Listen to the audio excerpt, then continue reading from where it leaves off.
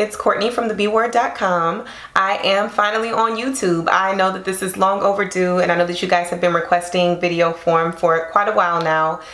So here it is. I'm giving you what you want. I'm really excited to create some retweet worthy content for all of you all to share and learn from. I want to give a special thanks to Greg Noir and Obi of the Anti-Heroes podcast for allowing me to sit with them during one of their episodes and actually get familiar with my voice for the first time, which was really interesting to me.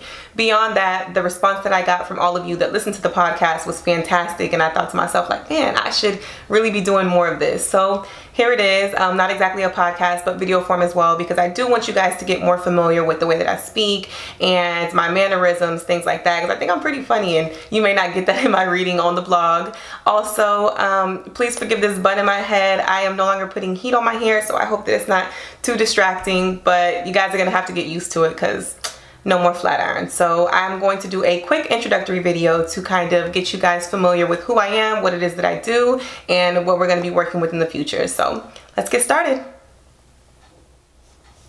So the question is, who is Courtney Brand? Tell us about your childhood. So Courtney Brand is a 26-year-old Houston native. I was born and raised here in Alief, and was in Alief up until I graduated high school. My dad is African American, my mom is white and Mexican, so I grew up mixed, obviously. I have an older sister named Christian who's my BFF. She's so amazing, and I am actually bilingual. I speak Spanish as well.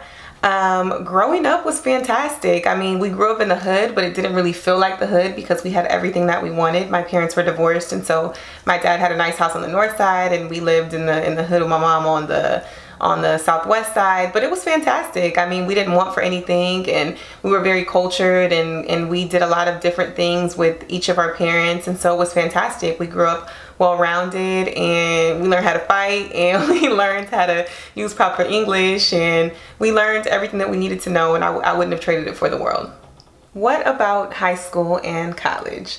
High school I was over it, to be quite frank about it. I was ready to move on with my life and get into the good stuff. I did go to school at Alief Taylor all 4 years. I was pretty, I don't want to say antisocial, but I kept to myself quite a bit. I had one best friend. Her name's Jeanette Carter. We are still best friends to this day. I just had a good time. I mean, I had an older sister who was 21 already, and so I started partying pretty early, probably like 10th grade, because when she turned 18, I turned 18, and we were out at the club. We were out at Candy Shop having a good time. Man, good times. After I graduated high school, I went straight to the University of Houston, where I ended up graduating 5 years later. Yes, it took me 5 years because I double majored in global business and marketing, as well as public relations and advertising. And it was a great 5 years. I worked full-time the whole time that I was in college, and it really taught me a lot about responsibility, having to juggle everything that I needed to do. There was some times where I would leave my house at 6 a.m. to make it to class for an 8 o'clock class, and I wasn't getting home until 10 o'clock at night. So I was only imagining what women who had children or had families were doing to get by the same way that I was trying to make it. And it was difficult, but it really shaped my character, and once I graduated, I felt like there was nothing that I couldn't do. So a great time. What do I do now? Well, I run this fantastic blog called thebword.com that is for really dope women who are making the most out of the life that they want to live, and they're taking chances, and they're taking risks, and they're doing exactly what they want to do, exactly the way that they want to do it. Outside of that, I work full-time for an engineering firm here in Houston. I do public relations for them, which is fantastic because I feel like I'm naturally good at it. It's a great job. I meet a lot of great people. I really enjoy the work that I do in my 9 to 5, but I love the B word, as you guys can see. What is the B word? I came up with the B word because I wanted something that was a little controversial, but at the same time got your attention. I think because this site is specifically for powerful women are often misconstrued and labeled as bitches, and that's not always the case. Like, I think at some point in our lives, we do have to be that super strong woman who comes off like a bitch in order to get the things that we want, the things that we need, and the things that we know we deserve. But at the same time, we are so many other things outside of that. You know, we're beautiful, we're bold, we're brave. We are all these amazing things, and I wanted to kind of put a play on those words. Beyond that, my last name is Brand, and so I thought that it was just super fitting, and it works. When did I know what I wanted to do? That's a great question. Originally, all throughout high school, I just knew that I was going to be a lawyer. I think that I had the perfect personality for it. I was authoritative, and I actually think I would have done exceptionally well as a lawyer. Once I got into college, I was thinking, do I really want to do this for another 6-7 years? Beyond that, work-life balance is really important to me, and I didn't want a job that was gonna cause me to feel any guilt once I had a family, bringing my work home, or not being able to take my kids to school, not being able to, you know, cook dinner for my husband once I actually have one. And once I really started to wrap my mind around the things that come with being a lawyer, I didn't want to play with anyone's future. You know, I think, as you guys know, I'm very vocal about our government and our judicial system, and I think it's a very crooked system, and I wouldn't have been able to sleep at night knowing that I had someone's life in my hands. Even if I could have made a few changes towards the good, I think it really would have hurt me to have to put someone's life away, take them away from their family, put them in a box, and so I did that route pretty easily. Growing up, I watched a lot of Sex and the City, and I wanted to be this fusion of Carrie Bradshaw, who was a writer, and Samantha Jones, who was a PR professional. After my freshman year, when I dated the idea of being a lawyer, I went straight into public relations, because Samantha Jones on Sex and the City was this bomb public relations girl, and she got into every club without waiting in line. She was always answering the phones, professional. She had Chanel everything. She had this white Benz truck. It was just fantastic.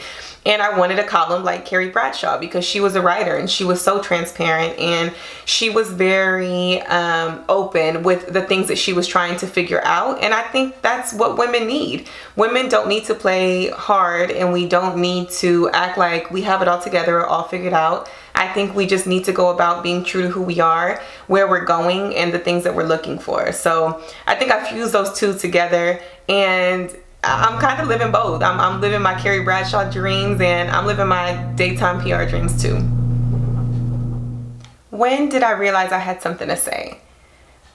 I think I always knew. I think even as a little girl, I was super outspoken, and my dad would just look at me sometimes like, where did this little girl come from? Because things that I would say was unimaginable. I think even as a teenager, I would be in these like Yahoo chat rooms, and I was just so vocal. I was so combative. I was ready for a fight. I was ready to defend my opinion, and I'm still that way in a much more appropriate way. But I've always been that girl. I think I've always had the gift of gab, and I've always been super expressive about the things that I believed in and what was important to me.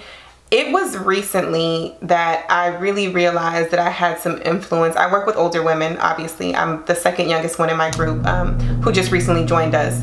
But before then, I knew there was something influential about me, but it wasn't until I started influencing women that were older than me. When I had women who were older than me asking me for advice, or what to wear to this, or, you know, telling me that they wish that they would have been more like me when they were younger. And I was thinking, I'm onto something, you know, and I mean that in the most humble way possible, but it does mean something to me to know that other women are looking at me and applauding me, and other women are looking at me and they're proud of me, and other women are looking at me and learning from me. That means everything to me. So now that I've accepted the fact that people are looking at me and people are listening to me, more importantly, I don't take it for granted. Where do I draw inspiration from? I think the first time that I actually started searching for inspiration, I had just turned 23, and I was going through a major heartbreak. I was desperate to just kind of figure things out and dig a little bit deeper within myself to find out why I was feeling the way that I was feeling. And I wanted to own those feelings, and I wanted to make sense of them. And I also didn't want those feelings to hold me back from taking advantage of every single day and making it the best that I could control it to be. So I started traveling. I went to Mexico with one of my friends for her birthday and fell in love with it. I fell in love with talking to strangers in airports. I fell in love with laying on the beach by myself. I fell in love with just looking around and seeing how simple people were living and how complicated I was making my own life. And I never stopped. I obviously still travel all the time. I get inspiration from sitting on airplanes and looking out of the window. I soak up everything around me whenever I'm in a different space, just because it's different and there's something to be learned everywhere that you go.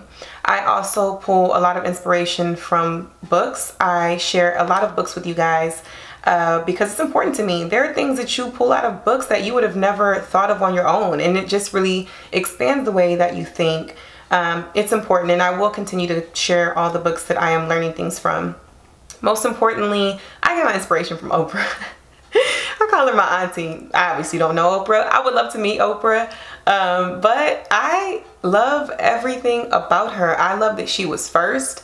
I love that she broke all these glass ceilings, and I love that she was super unapologetic about the route that she wanted to go. I like that she changed whenever she wanted to change, and that she wore her real hair, and that she was this black woman on this platform that she had created for herself, talking about the things that were important to her. I love how encouraging she was. I love how she does what she wants to do. It's just, I could talk about her all day, but Oprah, hands down. Why do I think the B word is important?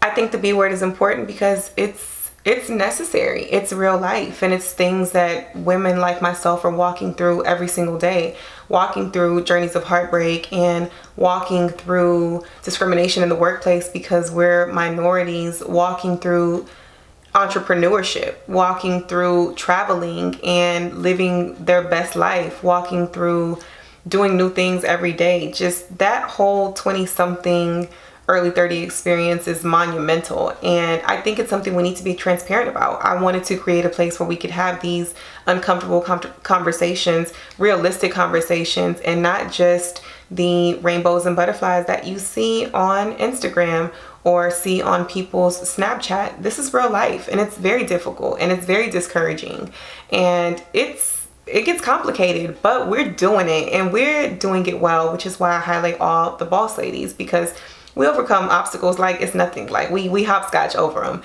and we keep it moving because we're powerful. We are something special, and women need to not only recognize that, but own it and live it. I want to thank you guys for sitting through my first YouTube Q&A. As I mentioned previously, for those of you that do read the blog, I'm going to be doing my coffee talk questions moving forward in video form, so bear with me. I know that this may have been a little awkward for the both of us because it's the first time thing, but I'm sure that I'll get better. Thank you guys for your continuous support. Just sharing my articles, reading my articles, rereading my articles. It means so much to me. I get so many comments and so many emails from so many young women and men all across the world who are letting me know that what I'm doing is helping them, and that means everything to me. It's exactly why I do it. I'm really excited to share some up close and personal content with you guys moving forward that I think you all will find really beneficial and incredibly helpful. So stick with me. Thanks.